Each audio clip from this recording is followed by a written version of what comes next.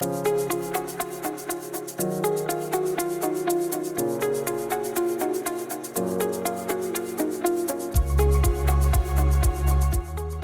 to the Vitamin Professor podcast, brought to you by VRM Media, publisher of Vitamin Retailer and Nutrition Industry Executive magazines, in partnership with Nutraland USA. I'm your host, Gene Bruno, Professor Emeritus of Nutraceutical Science and Chief Scientific Officer of Nutraland USA. The purpose of this podcast is to help educate the dietary supplement industry about the science of nutraceuticals and other relevant topics. If you like what you hear and see, don't forget to like and subscribe. Now, let me tell you a little bit about our guest today, who I have known for decades, and I've worked with on multiple projects over that time. Dr. Tim Ziegenfuss is the Chief Executive Officer of the Center for Applied Health Sciences. He's a past president and fellow of the International Society of Sports Nutrition, a certified strength and conditioning specialist, and a consultant to several professional sports teams, athletes, and elite tactical personnel around the world.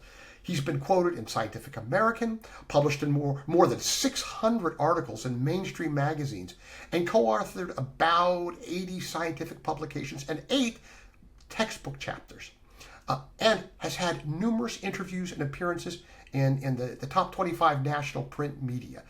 His research interests include nutritional strategies to maximize health performance, adaptations to resistance exercise, and the identification of novel, naturally occurring bioactive nutrients. As a scientific advisor to the natural products market, his input has led to the creation of dozens of products that currently grace the shelves of every major retailer in numerous countries around the world and account for millions in revenues. Today, in his scientific advisory role for Nutraland USA, Dr. Z is going to talk to us about black ginger extract. Welcome to the Vitamin Professor, my friend Tim. Hey, Gene. Great to be here. Thanks for that intro. That's, I think the best part about that intro was that you actually pronounced my last name correctly. So thanks for that. But like you said, it's been decades for you to figure it out. So, no worries. Yeah, so I can't be given too much credit. Yeah. If after 30 years or so I can't say your name right, then Right. Thanks for that. Good to see you. And again, thanks for having me on. Oh, absolutely. So let's just jump right into it. So please start by giving us a little background about black ginger. Where is it from? What is it used for? Yeah. So everybody's probably heard of Siberian ginseng and American ginseng and so on. And so black ginger extract is AKA Thai ginseng. So it mainly comes from Southeast Asia, mostly Thailand. There are centuries of historical use there by the indigenous peoples, centuries of use for improving physical work capacity, treating stomach ailments and various inflammatory disorders. And we know from some recent for us, that there are basically 3 main areas of where black ginger might have some pretty cool implications for health. And that is decreasing body fat, improving physical fitness, and potentially improving sexual function. Very good. And from what I understand as well about black ginger, if you look at some of the different compounds in it, it has a group of methoxyflavones, and it seems that the group, the polymethoxyflavones, seem to be the major compounds, giving it its. So those PMFs, those polymethoxyflavones, those are part of the flavonoid class, which, as you know, comes from fruits and vegetables and herbs and all that kind of stuff that we should all be eating more of, but we don't, most of us anyway. They're considered to be the main bioactive compounds within black ginger. And there are mono and di and tri and tetra and penta methoxyflavones, but one of the most interesting ones is the 5,7 dimethoxyflavone, as you know. Right. Most prevalent that's found in the most prevalent flavone found in black ginger, I believe. Right. Okay. One of the things that you're mentioning here is reduction of abdominal fat. So I know that's one of the uses in some of the research. So how exactly does black ginger go about helping to reduce abdominal fat? Boy, that would be great if it really is as potent as we hope. Based on what I consider, again, centuries of historical use, but over the last 10 years or so, there have been a number of studies that we'll get into. But let's start with body fat, right?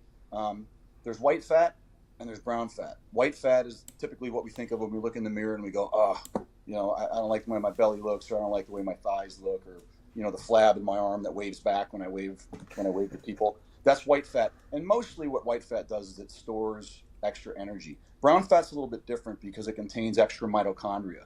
And so it gives that fat actually a brown appearance or a beige appearance. And so one of the main mechanisms that scientists think is going on with improvements in reduction of body fat, or reduction of body fat period, is that somehow these PMFs, or the 5,7-dimethoxyflavone, increases activation of brown adipose tissue and promotes thermogenesis, which is calorie burning. And so there was a really cool study that was published in 2015 in 20 men, actually, that measured using PET, positron emission tomography. So PET is a really cool imaging technique that scientists use to measure activation of certain tissues and so on. And so when scientists did this study in 2015, they used a tracer of glucose because when brown adipose tissue is activated, it burns calories by using glucose. So they were able to measure very accurately in men who took black ginger extract an increase in brown adipose tissue thermogenesis using the PET and tracer technology. So very, very cool stuff. Now, how does it do that? We don't really know. It could be helping regulate leptin and adiponectin, which, Gene, as you know, are two hormone-like substances released from body fat. And again, I guess I should back up a second. We used to think that white fat just sort of stored extra energy. We know now that that's not true. For a decade or longer, we know that your body fat is actually like a metabolic. It's a metabolically active tissue that releases hormones, right? Some of those hormones are good for you, and some of those hormones are. So some hormones help regulate appetite, and they help promote increases in energy expenditure, and others.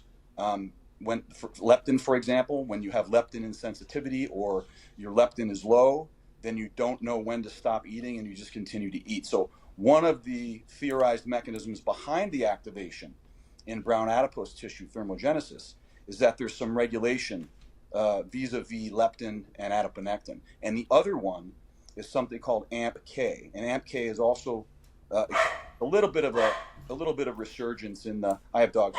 All good. AMP-K is considered to be one of the body's main energy sensing enzymes. And so when AMP-K is activated, it increases mitochondrial biogenesis, meaning literally the creation of more mitochondrial mass. And as you know from high school biology, somehow everybody remembers it's the powerhouse of the cell and it helps your body burn energy. So those are considered to be the main mechanisms behind, at least currently, brown adipose tissue thermogenesis that regulate this increase in calorie burning and ultimately result in reductions in body fat. That's pretty cool. Pretty cool. Yeah. I especially love the impact there in the mitochondria you were talking about. So, what are some of the studies, the human studies, that have been conducted on black ginger extract for reducing abdominal fat? Right. Can you tell us a little bit about that? Right. I don't know anybody who doesn't want less body fat in the abdominal area, right? We know that's sort of considered to be pathogenic, or the fat that's very unhealthy to carry. So men and women carry fat in the abdominal section more so than in their hips and their glutes or their butt, tend to have more problems, metabolic dysfunction. So there's a healthy body fat distribution and an unhealthy body fat distribution. And the unhealthy body fat distribution is when you carry it in the midsection. It's called central adiposity.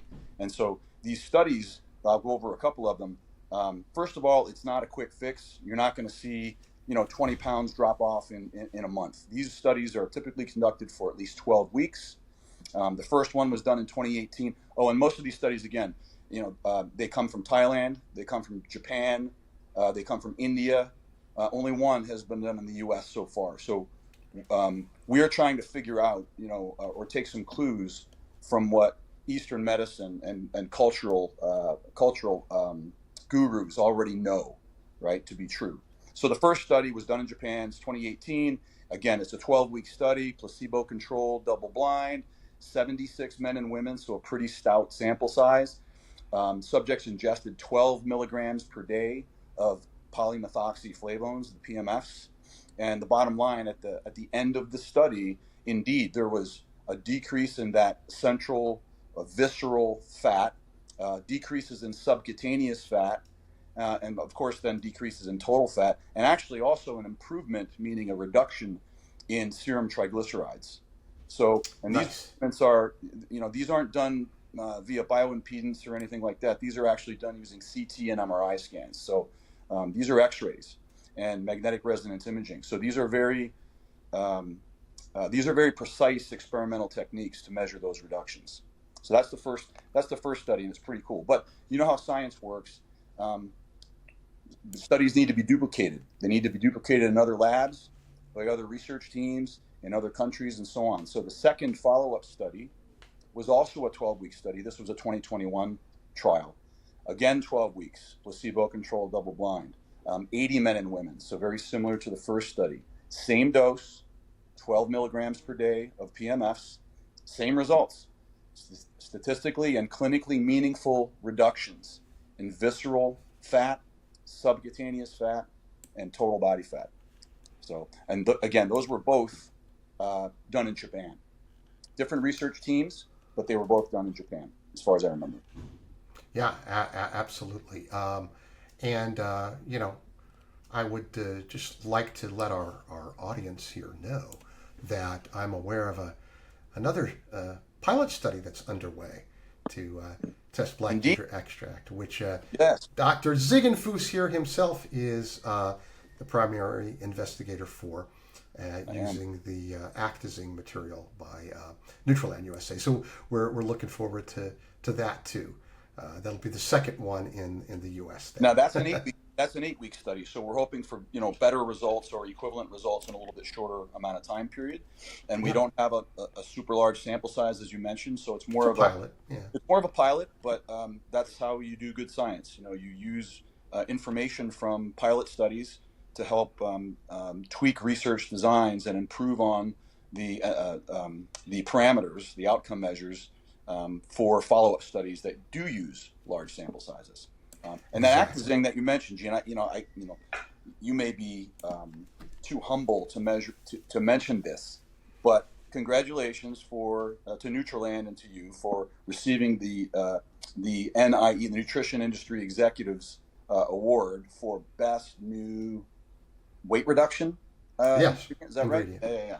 So fantastic! Kudos to you. Hopefully. Well, thank you for that. I would just mention that since last December, I've been working on losing weight myself, and while I was having success in losing weight, abdominal fat was very slow to decrease in me, the visceral in particular, and so I integrated the black ginger into my daily routine.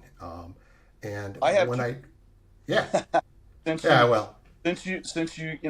Since you dropped that pearl of knowledge or shared it with me several months ago, same. I'm doing the same thing. So I'm with you. I just wanted to mention. So I've taken off more than 6 inches off my waist. Now I'm not going to say that was all from black ginger, but it was going super slow. Weight was coming off, but the abdominal weight wasn't coming off so quickly. Yeah. Once I integrated the black ginger, it started going, and now I'm over 6 inches down on abdominal. So I'm pretty happy about that. That's fantastic. And it's interesting, and I forgot to mention it, but it's very relevant and germane to the conversation. That is, in the studies that I mentioned earlier, you're like, well, how do you know subjects didn't just eat less, right? And so part of what you do when you do a weight loss study like that is you track caloric intake and monitor it as closely as you can, knowing that people lie a lot. They tell little fibs about what they eat. So dietary records aren't the ideal way to do it. They're not super precise, but they're sort of the best we got, unless we were going to rent out a dormitory at a college or an Yeah, apartment, right, and feed them, right. apartment building somewhere, say for the next 12 weeks you're living here, and by the way, you're only eating the meals we give you, right? That would be an ideal way to do it.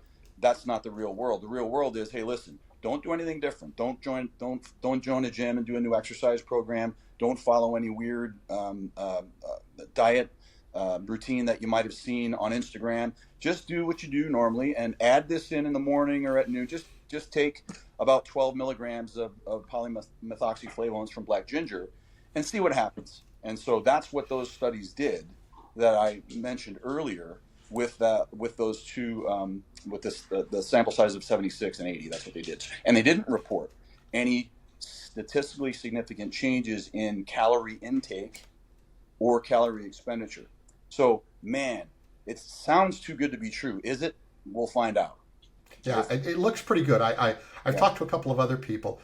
There's I'll tell you who when we're offline, but a gentleman we both know who's been in the industry a long time, who's been playing around with it, and he formulates products, and he's been extremely impressed with the results too. But Great.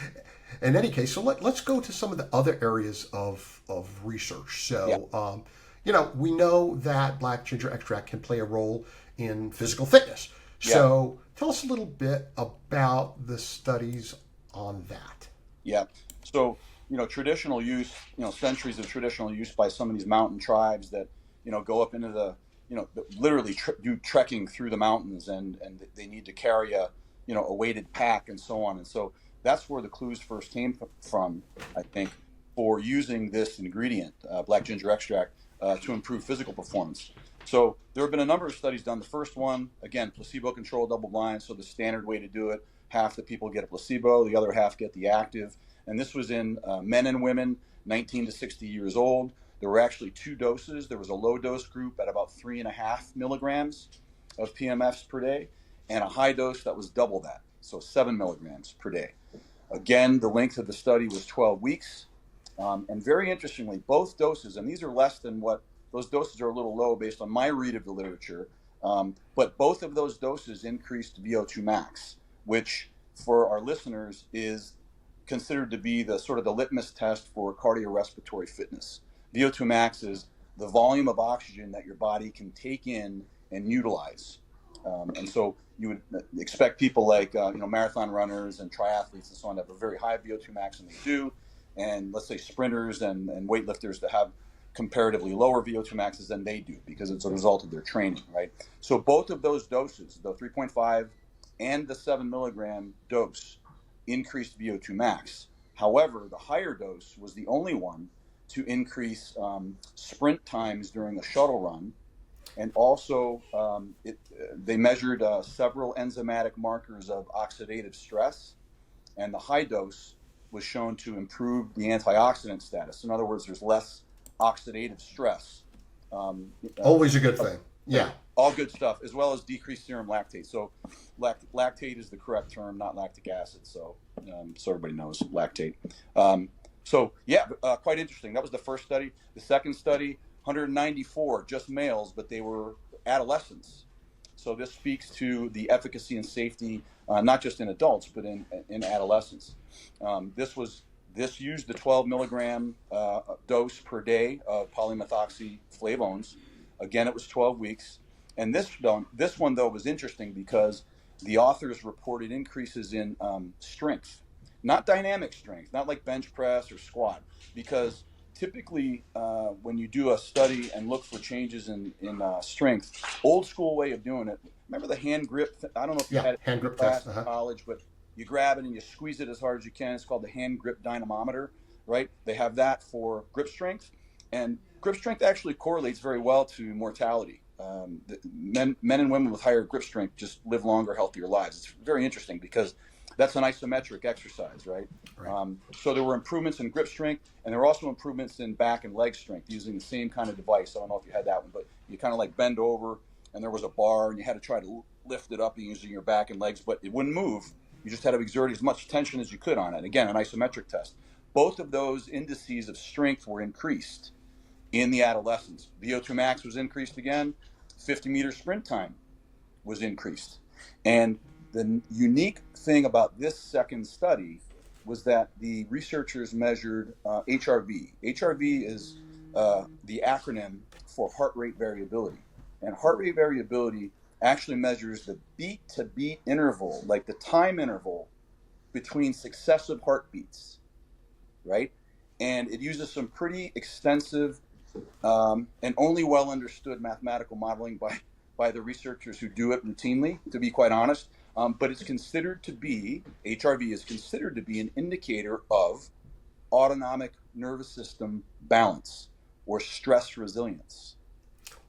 So autonomic. That's how I've always known it, sort of right the stress on. resilience angle. So autonomic nervous system, ANS, consists of the sympathetic branch and the parasympathetic branch. Sympathetic branch is fight or flight. You know, you're driving your car down the road. A little kid rolls a ball out into the street, and you slam on the brakes, and you're like, "Oh my God, what just happened?" You know, instant adrenaline release or epinephrine release, and so on. That's the sympathetic response. Parasympathetic response is sort of the rest and digest.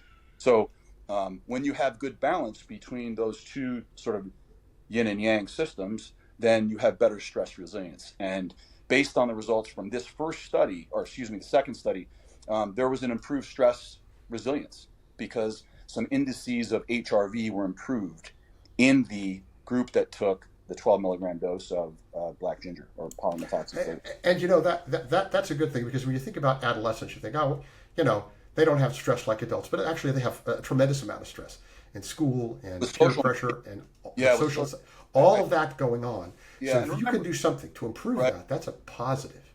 Agreed. And then there was a third study. This one was in soccer players. The dose was around 12, a little bit more than that. If you round, it's 13 milligrams. Again, it's 12 weeks. So we see this common thread of studies, at least that I've reviewed so far, that have shown efficacy. They're all about 12 weeks long. Maybe we should have done our CHS study for 12 weeks, but we want the data faster, so we'll see what happens, because ours is.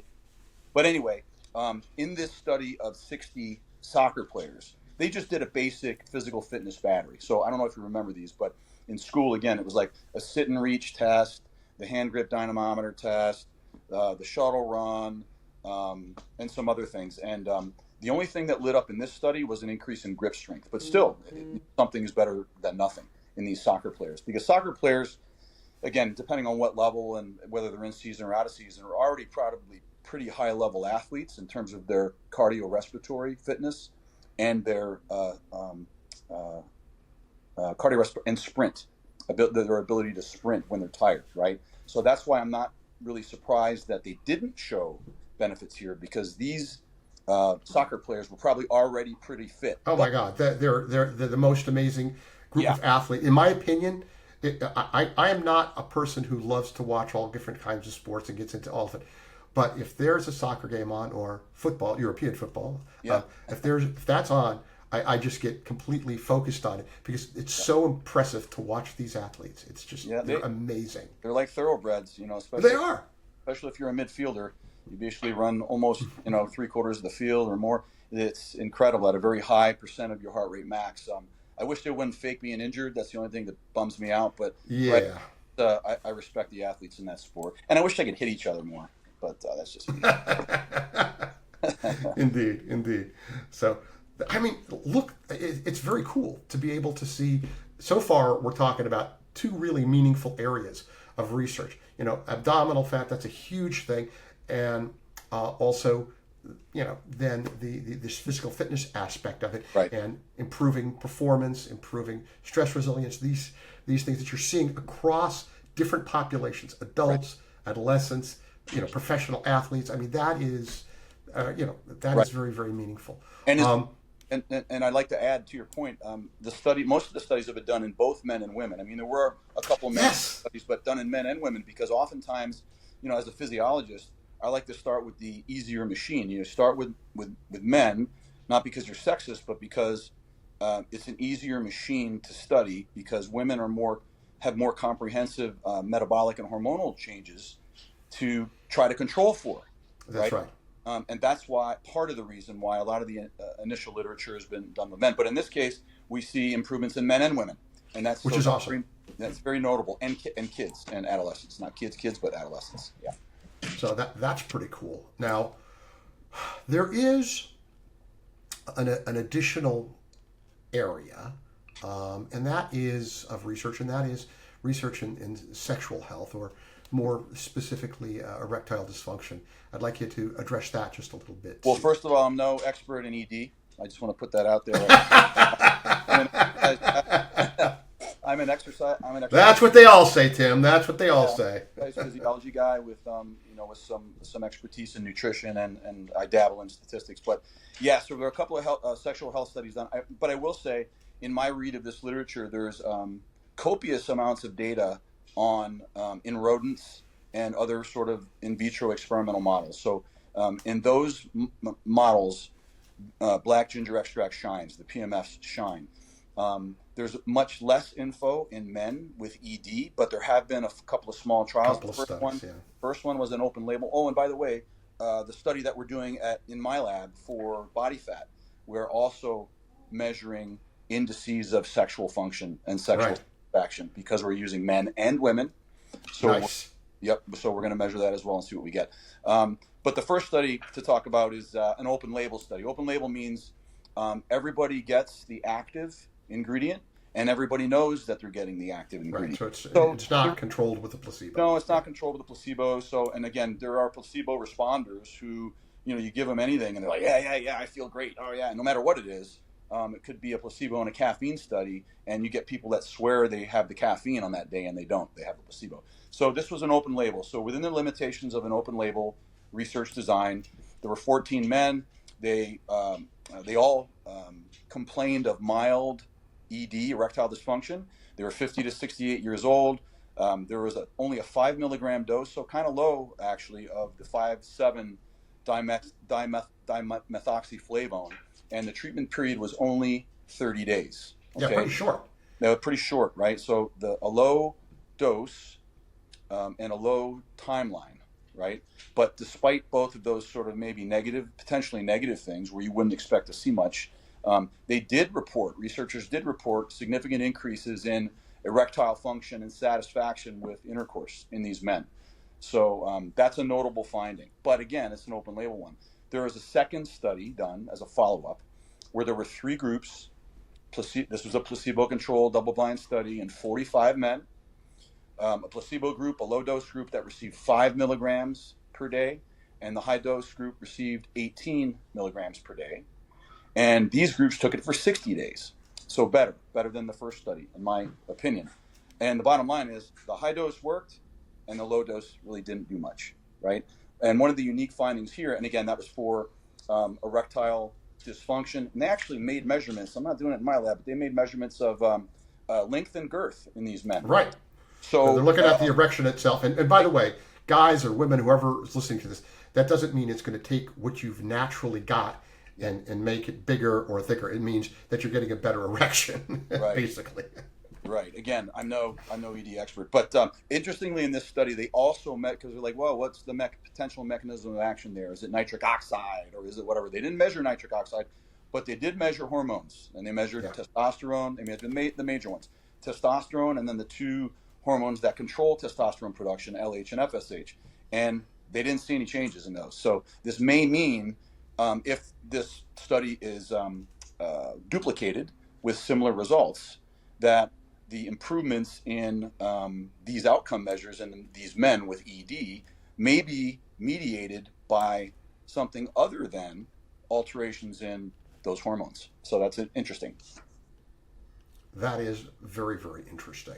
And as I mentioned before we got on, I found a 2024 meta-analysis that was just published in February that you didn't even know about. And I didn't even know about that, yeah. You're the expert, man. And in this study, there were a total of 897 subjects.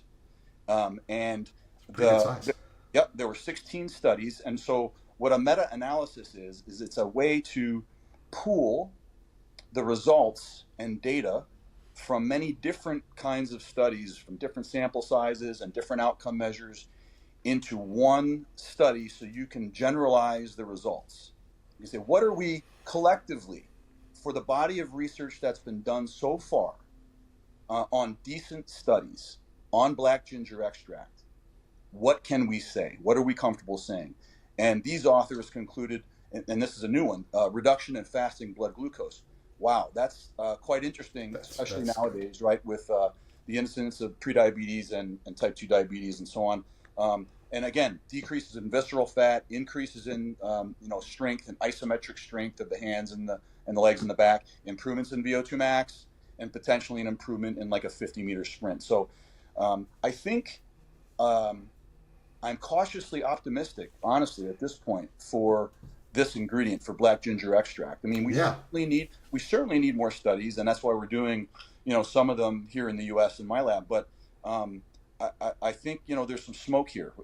We'll see if there's a big raging bonfire, but there's Yeah. definitely some smoke. There's definitely some interesting findings so far. And again, we're only the PET scan study that showed increases in brown adipose tissue thermogenesis was only done in 2015. So really, we're only 10 years in, man, on this ingredient in terms of the recent studies that have looked for these specific changes in visceral fat and physical performance, and then more recently sexual function. So it's kind of exciting. Yeah. It's kind of like black ginger's the sexy herb, literally thinner, fitter, Oh, and better yeah. sexual health. Yeah, might be getting better than that. I mean, and you guys are doing it right. I mean, I know a little bit about Actazing. Most products on the market are 10 to 15% PMFs and about 5% of the 5.7. And you Right. guys boast, I think, one of the highest, if not the highest on the market, like Yeah. 35%. 35%. Yeah, PMFs and 20% of the 5.7 Yeah. dimethoxyflavone. Yeah, so that's what I look for when I buy, because you didn't give me any, so I had to buy my own. I bought my own from Swanson, Well, and I'm going to give you some at thank Supply you, Side West, thank you. and we're actually going to have it in those cool little oral strips that you can Oh, dissolve very quickly. It's going to yeah, be that's very right, nice. not capsules, oral strips. Yeah, yeah, yeah. So Okay. it's just kind of a cool delivery form, but yeah, and just as a formulator, one of the things that I like is when I'm putting products together. If I want to use more than one nutraceutical in something, the higher the dose that you have to use, the less you can fit of other stuff, and the less options you have for different delivery forms. Sure. Um, so one of the nice things about it is because you have the higher percentage of the polymethoxyflavones, you're able to use a smaller overall dose of the raw material. So it's really going to fit so much better if you want to combine it with other herbs, other nutraceuticals. If you want to try a delivery form like the oral strip or a gummy or something like that, you don't have to worry so much about the taste and other issues that you might if you had such a, you have to use 500 milligrams or something. Yeah. So tell me more about that oral strip, actually, because I'm intrigued. It's not like a nicotine patch, like not a like an on. No, no, no, no. And just for anybody in industry who doesn't already know it, any of the topicals, the FDA has said that is not a dietary supplement. That's a drug. So don't do that. No, the oral strip. It's like if you've ever used like little Listerine oral strips you put on your tongue and Sure, it dissolves. Okay, sure. it's that. But so here's the deal. It's convenient as an alternative for people who have difficulty swallowing pills, certainly. But the other thing is this. There are some nutraceuticals that you get some better absorption with when used in the buccal cavity here, and unfortunately, because of the way the regulations are, you can't make claims about that because then that's a drug delivery form. Nevertheless, if you dissolve it there and you dissolve it on the tongue and you let it be there, if absorption happens, and if not, you swallow it and you still get absorbed anyway. Just that maybe you get a little absorption a little quicker, and it has that nice convenience factor of you slap it in, it dissolves really within seconds, and it's a very pleasant way to go about it. And no matter who the person is, anybody can use an oral strip. Some people have trouble with tablets or capsules. Some people have trouble with swallowing, whatever. Nobody has trouble with an oral strip. We're not selling the oral strip. We just think it's a cool delivery form, Yeah. and we're having that made. So yeah, Yeah, and note to self for our follow up study, we should actually measure serum concentrations of the PMFs. yeah, we really should. That's going to help us. It's a So yeah, no brainer, because one of the first questions a good scientist will have is, how do you know it got in? How do you know where it went? How do you know, did you look for it anywhere? Did you look for it in the urine? Did you look for it in the feces? Did you look for it in serum slash plasma? those are fair questions. Those are valid questions. Those are fair and valid questions. Of course, when you do that, some companies, as you well know, depending on the material, will just do a bioavailability study, do a PK study, whatever, but don't actually study for efficacy. Just look to see if it's absorbed, and they're basically riding the coattails of existing, research. And so, well, I don't have to do that. I just have to do. But the ones who do both look at bioavailability and efficacy. That's the best of all possible worlds. Agreed. And with all the recent research, very solid research, but still in relative infancy on microbiome, you should measure changes potentially in the microbiome, because there may be biotransformations in the gut, right, when it gets into the GI tract, that enhance some of the flora of the microbiome and microbiota. And so that could be a potential undiscovered mechanism, right, whereby that's a cool idea too. Maybe exerting some beneficial effects on the body. And if you don't look for it, if you don't measure it, then you're not going to find it. So because what we're measuring is actually the endpoints, right? We're measuring. Well, I don't really care how it works or what it does, right? We'll rely on the other stuff. Does it reduce body fat or not, right? Yes or no? Does it reduce body fat or not? That's the endpoint, right? That's what everybody wants to know. That's a consumer-friendly endpoint. Totally get it. And similarly with sexual function and sexual satisfaction, consumer-friendly endpoint, right? Similarly with physical fitness, any aerobic, cardiovascular, or anaerobic or strength or resistance train measurement, totally get it, because consumers will lock on to that. But we need to really understand the science. We need to do some of those biomarkers of mechanistic work, right? There's a lot to do. I guess my point is... And to your point, a pilot study like the kind of ones that we're doing with you just kind of informs us towards what the next study is going to be. Right. We see how it moves the dial. We see what happens and go, here's an interesting area. So when we do our randomized double-blind placebo-controlled trial with a larger population, we can say, okay, we're going to cover all these things and we're going to do some specific work in these areas as primary or secondary endpoints, just to see, and that's the beauty of starting out with a pilot study. You can see Agreed. What moves the dial and where to go. Right. So, agreed. Right on. Well, cool. Tim, I am just pleased as punch to have had you on my podcast, and look forward to seeing you at Supply Side. Okay. And looking forward looking forward to doing more work with you and more studies and all of that. And I'm just really glad that you're on our scientific advisory board, because you're one of the really smart ones in the industry. Always have been from the day I met you.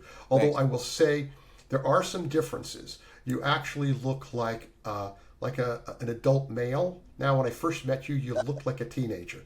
You weren't, but you looked like it. Yeah, well, we're all getting older and uglier. What are you going to do? But no. Well, you still look great, but but now you look like a man.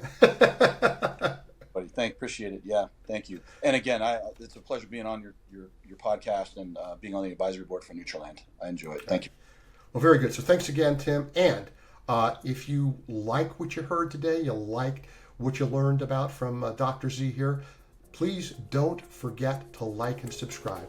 We'll see you next time on The Vitamin Professor.